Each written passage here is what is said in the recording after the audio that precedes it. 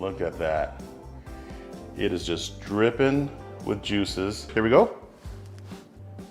On today's video, I'm gonna take the cheapest brisket that money can buy, which is a select brisket, and I'm gonna be injecting it with Wagyu beef tallow to see if we end up with a good, juicy brisket. All right, let's get started on this select brisket. All right, I'm just gonna trim up this real thin piece right here and start to round it off. So the next step is to inject our brisket with some of the Wagyu beef tallow. So as I start to inject the Wagyu beef tallow, it will start to solidify. All right, so I've got the brisket injected with the Wagyu beef tallow. All right, so the seasoning that I'm using for this brisket is my homemade SPG, which is salt, pepper, garlic, and paprika. Just gonna add a really good layer.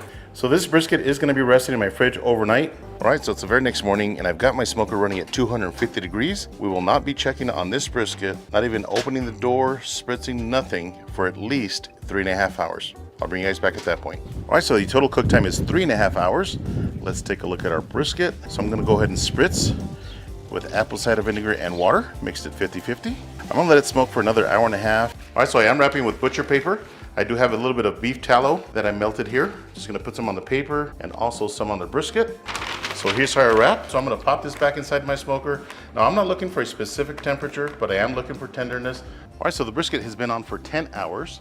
All right, check this bad boy out. All right, so this brisket is extremely tender. Let's give it a taste. Here we go. Wow.